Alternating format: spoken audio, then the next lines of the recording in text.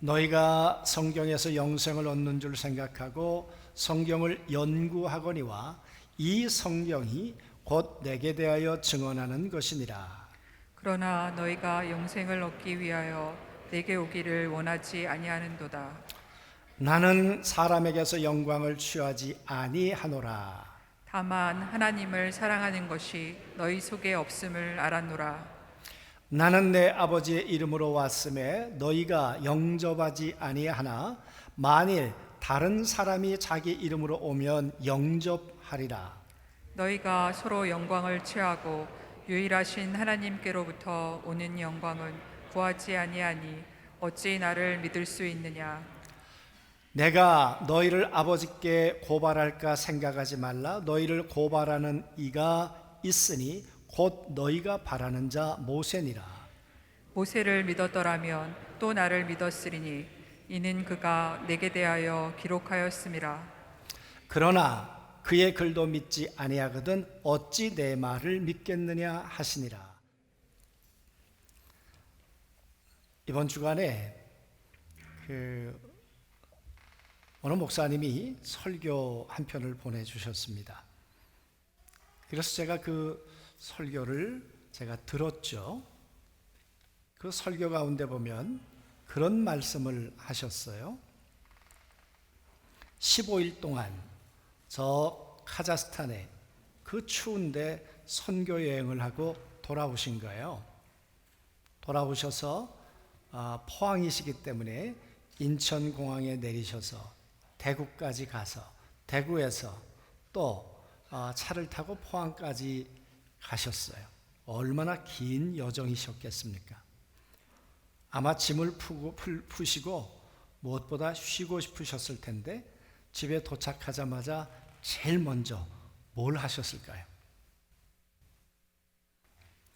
그 목사님께서 제일 먼저 하신 거는 미국에 있는 아들의 집에다가 전화를 하신 거예요. 아들이 받더래요. 아들은 관심 없고 손녀딸 바꿔라. 손녀딸 바꿔라. 그래가지고 손녀가 받았어요. 그래서 이제 요즘은 영상 통화 하잖아요. 그래서 영상으로 나오니까 할아버지가 그런 거예요. 혜진아, 할아버지.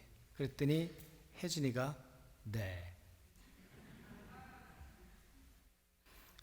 할아버지가 너무 놀래가지고 혜진아, 할아버지. 그랬더니 이 손녀딸이 네.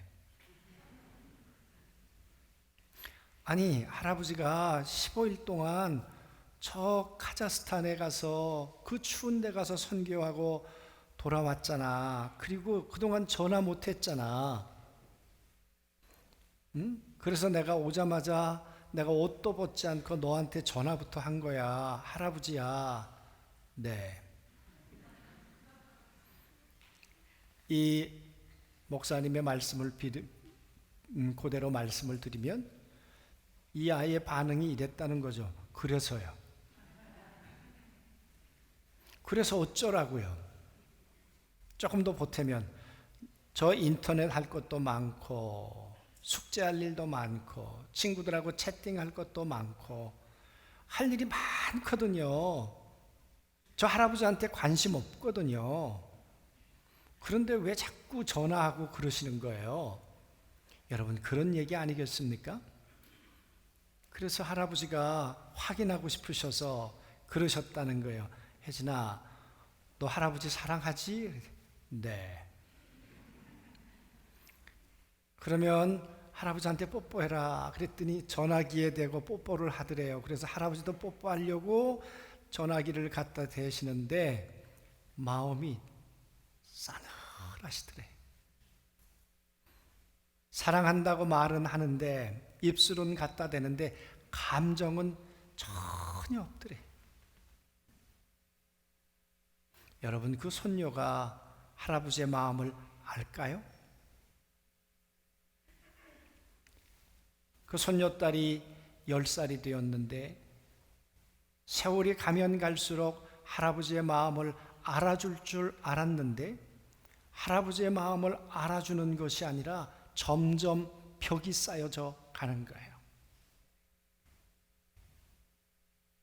그래서 오히려 전화를 하고 마음에 깊은 서운함이 더 들어오셨겠죠. 여러분, 평생 살아도 그 손녀딸이 혜진이가 할아버지의 그 아픔을, 가슴을 알까 그 말이에요. 선교하는 일 너무 소중한 일이지만 빨리 집에 돌아가고 싶은 이유가 뭐였을까요? 손녀딸하고 전화하고 싶어서, 그 얼굴 영상으로라도 보고 싶어서, 그 사랑을 확인하고 싶으셔서. 그랬는데 손녀에게 돌아온 것은 벽이에요, 벽. 깨어질 것 같지 않는 벽. 점점 세월이 갈수록 장벽이 느껴지는 거죠. 여러분, 예수님하고 오늘 유대인들의 모습은 어땠을까요? 예수님은 하나님과 함께 계시다가, 하나님의 품속에 계시다가, 하나님의 애타는 마음이 예수님의 가슴 속에 넘쳐났어요. 하나님의 세상을 이처럼 사랑하시는데, 그런데 인간이 그 하나님의 사랑을 몰라요. 그래서 그 하나님의 가슴을 들고 이 땅 가운데 오셔서 내가 보고 들은 것을 내가 너희들한테 얘기해 줄게. 하나님은 사랑하셔.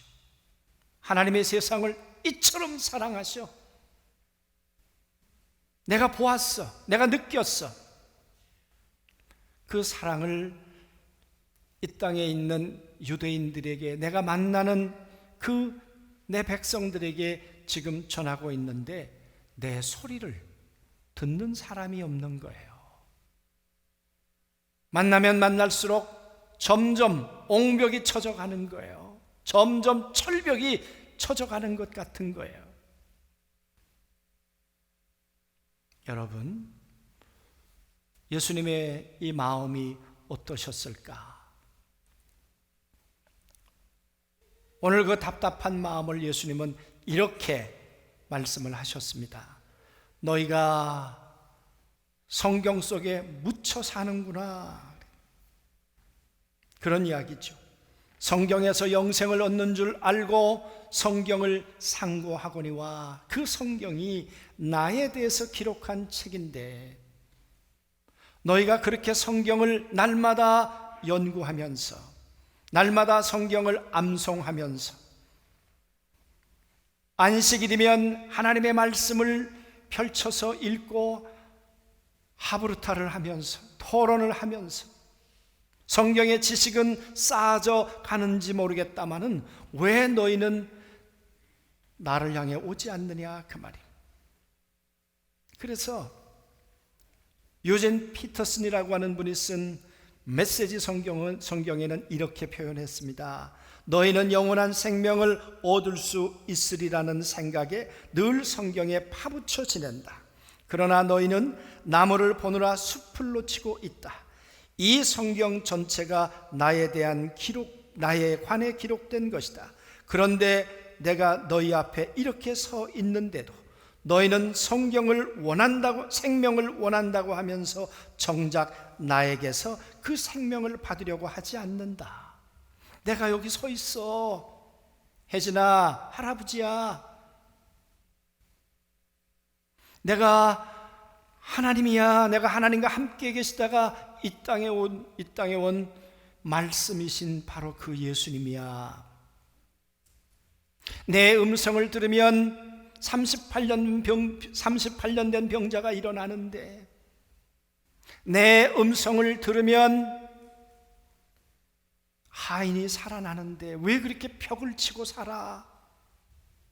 왜 귀를 닫고 살아? 왜 이렇게 마음을 닫고 살아? 여러분, 그런 말씀 아니겠습니까?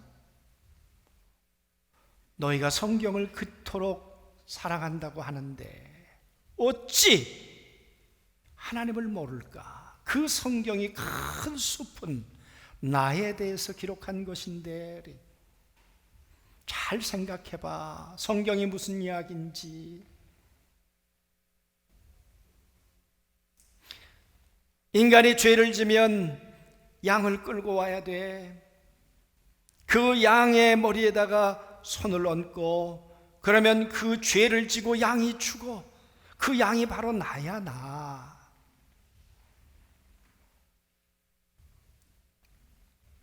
이스라엘 백성들이 홍해를 건넜어. 홍해를 건너서 애굽과 이혼하고 이제는 하나님과 함께 저 가나안을 향해, 영원한 도성을 향해 간다니까. 그 홍해가 나야, 나. 내가 십자가에 죽어 너희의 죄를 해결하고 이제는 하나님에 대해서 살아가도록 너희에게 홍해가 된 내 육체야. 내 육체가 너희를 그렇게 새롭게 살게 해주는 거야. 홍해를 보면 안 돼. 그 홍해가 나라는 걸 알아야지. 이스라엘 백성들이 광야를 걸었지. 그들이 걸으면서 구름 기둥과 불 기둥으로 함께 했지. 그 구름 기둥이 나야, 나. 불 기둥이 나라니까. 요한복음 1장을 우린 읽으면서 말씀이 육신이 되어 우리 가운데 거하심에, 그 거하신다는 말이 장막을 치심에, 그 하나님이 우리 가운데 구름 기둥을, 불 기둥을 치심에, 그 말씀이잖아요. 구름 기둥 아래 있으면서, 불 기둥 아래 있으면서 왜 나를 몰라? 그 얘기를 들으면서 누가 우리의 구름 기둥이 되어줄까? 누가 우리의 불 기둥이 되어줄까? 예수님밖에 없는데, 그 성경이 나에 대해서 기록한 것인데, 너희 배고팠잖아. 날마다 새벽에 만나를 하늘로부터 내려왔잖아. 그 만나를 먹으면서 무슨 생각을 했어? 만나를 먹으면서 만나를 주시는 분, 그분이 누굴까? 그분이 예수님이구나. 그분이 하나님이시구나. 그 만나를 주었던 그 하나님이 나야, 나. 왜 성경을 읽으면서 나를 향해 오지 않는 걸까? 어찌 그런 일이 있을 수 있을까? 너희 목말랐지, 목이 탔지. 그런데 반석을 깨트려서 너희들에게 생수가 마르지 않도록 했잖아. 그 반석이 나야. 내 육체를 깨트려서 너희의 목마름을 해갈시켜 준 게 나야, 나. 여러분, 유대인들 오순절날 모여서 얼마나 열심히 였겠습니까? 얼마나 절기를 지키려고, 제사를 지키려고 얼마나 정성을 다했겠습니까? 그 모든 정성이 예수님을 대신해 버렸어요. 그 열심 때문에 오히려 예수님께로 나오지 못했어요. 예수님으로 대체돼 버렸다니까요. 아니, 그 절기를 지키면서 절기의 주인이신 그분이 누굴까? 그리고 그 예수님을 향해, 내 앞에 서 계신 예수님을 향해 이상한 일이잖아. 그분이 말씀하시는데 병자가 일어나잖아. 그분이 말씀하시는데 물이 변해 포도주가 되잖아. 이분이 만나를 주셨던 분, 반석을 깨서 물을 먹여주셨던 분, 이분의 음성으로 살아야 되는 거구나. 어찌하여 눈을 열어 나를 보지 못할까? 어찌하여 귀를 열어 내 소리를 듣지 못할까? 예수님의 가슴이 오히려 타들어가시는 거죠. 예수님의 가슴이 피멍이 드시는 거죠. 어찌하여 너희는 나를 향해 오지 않느냐, 그 말이. 오늘 우리들은 어떨까요? 찬양대 지휘를 벌써 10년 넘게 하세요. 응? 오늘 팀파니가 못 왔네? 그렇죠? 오늘 첼로도 하고 비올라도 하고 바이올린도 하고 솔로도 하고 반주도 하고.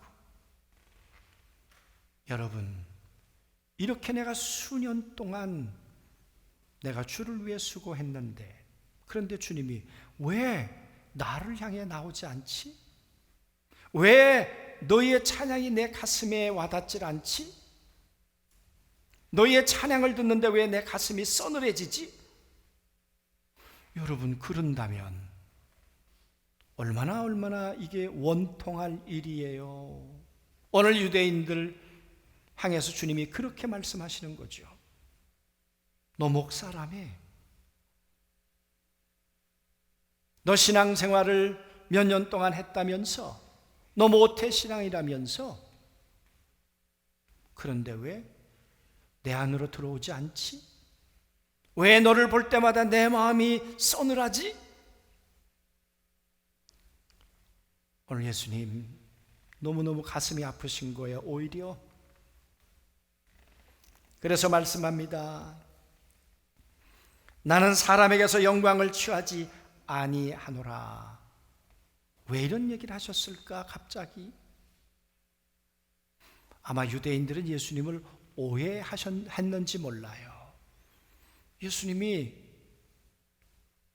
병든 자를 고치고, 예수님이 빵을 가지고 5,000명을 먹이시고 보리떡 5개 가지고, 그러더니 예수님 얘기가 점점 번져나가기 시작을 하는 거예요.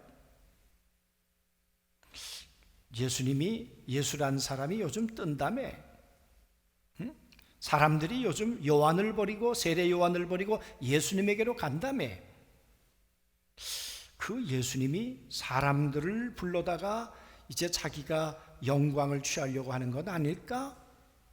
아마 그래서 유대인들이 예수님에 대해서 벽을 치고 예수님을 음해하고 그랬을런지 모르죠.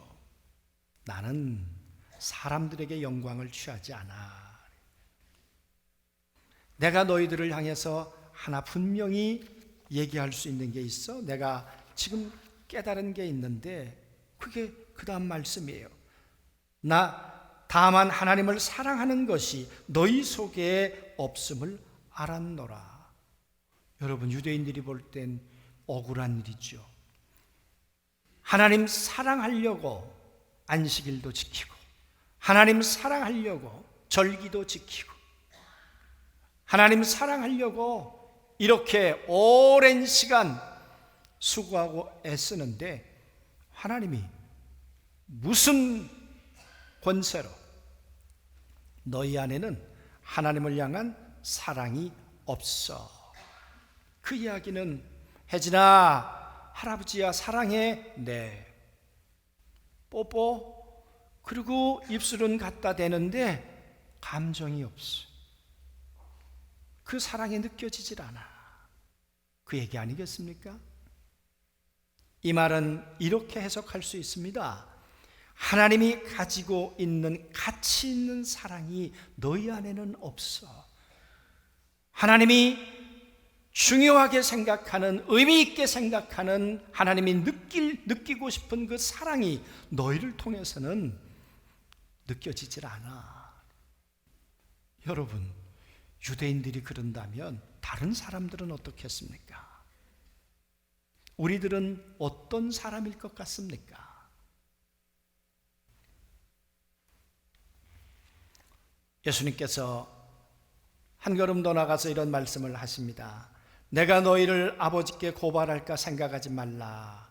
너희를 고발하는 이가 있으니 곧 너희가 바라는 자 모세니라. 모세를 믿었더라면 또 나를 믿었으리니 이는 그가 내게 대하여 기록하였음이니라. 말씀드린 것처럼 모세가 기록한 것, 이 모든 내용들이 나를 기록한 거야. 성경에 기록된 건 모형이고 나는 실체야. 모세가 오늘 나를 만나게 하려고 기록해 놓았는데, 그런데 모세가 보니까 이 바보 같은 사람들아, 홍해 건넜다는 이야기만 할 게 아니라 홍해가 누군가 예수 그리스도라는 걸 알아야 되는데, 모세가 보니까 홍해 이야기는 하는데 예수님은 만나지 못하고 있고 예수님을 향해 나오지 못하고 있으니까 모세가 이 바보 같은 사람들아, 어리석은 사람들아, 모세가 그런다는 거죠. 레위기를 기록하면서 동물의 피로 죄사함 받는 거야. 내가 기록해 놓은 게 영원토록 너희들 양 잡고 황소 잡으라고 그런 게 아니야.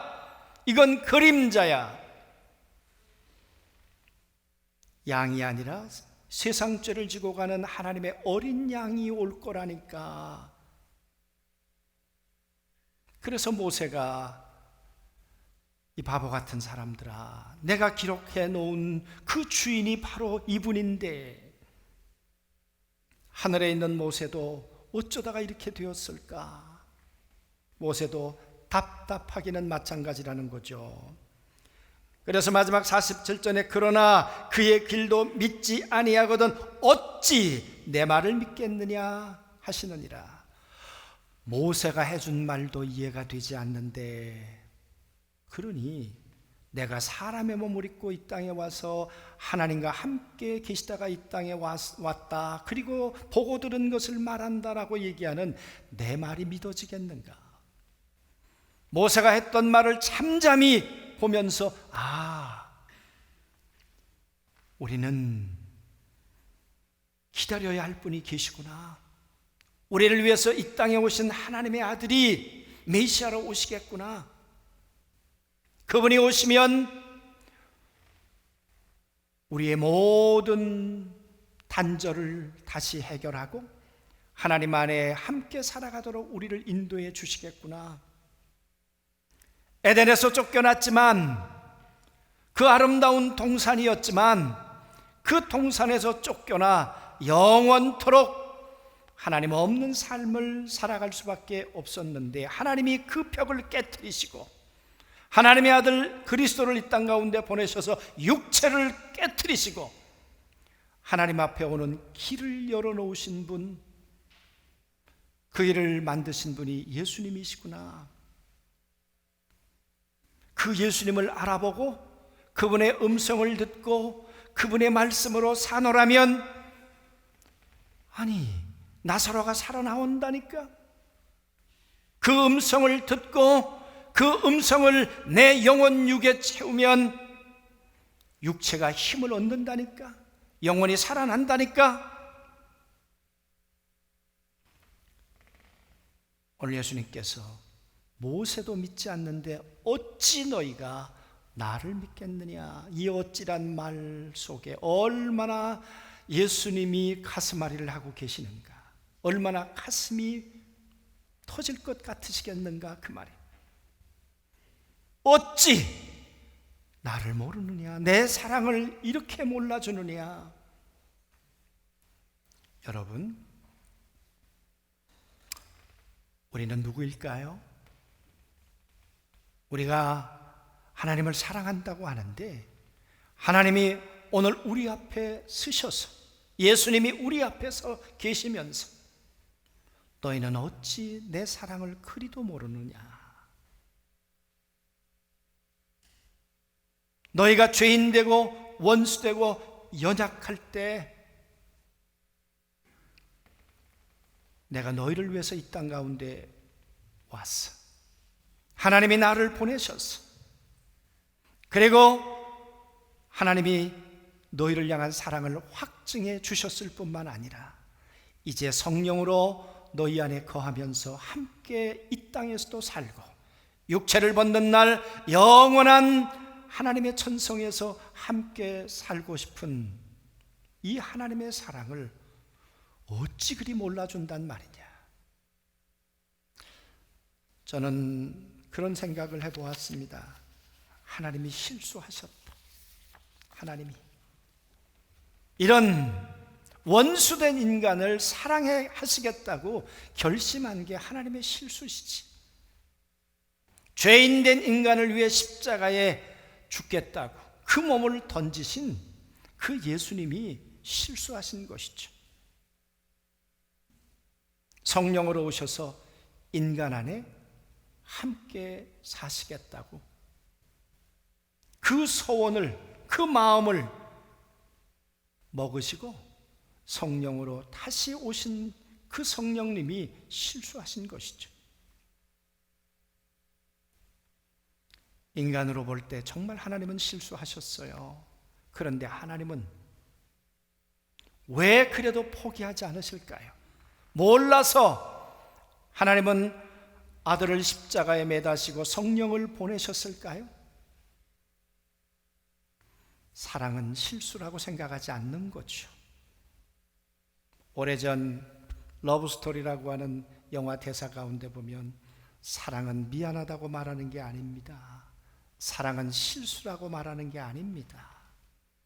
사랑은 사랑일 뿐입니다. 다는 아니어도 언젠가는 이 벽을 깨고 이 허물을 벗고 내 사랑을 알아주는 사람이 있을 거다. 그래서 어찌 이 하나님이 나를 이토록 사랑하셨는가? 나도 이제 그 하나님의 사랑을 위해 살아야지. 그런 사람들이 이 땅 가운데 생겨나게 될 거다.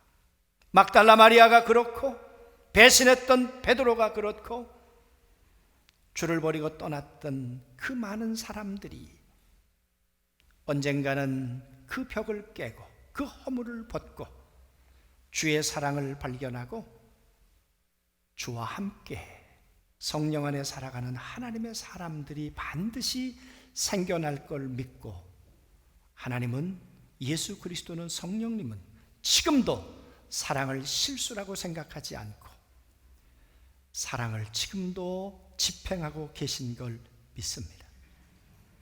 오늘도 그 사랑이 여러분과 제 가슴 속에 넘쳐나서 하나님께서 우리를 향해 어찌 너희가 나를 믿을 수 있겠는가? 어찌 나를 향해 나오지 않는가? 이렇게 말씀하시는 것이 아니라 그 슬픔이 변해서 기쁨이 되고 사랑으로 주님의 마음을 흡족하게 해드리는 우리 모두가 되었으면 좋겠습니다.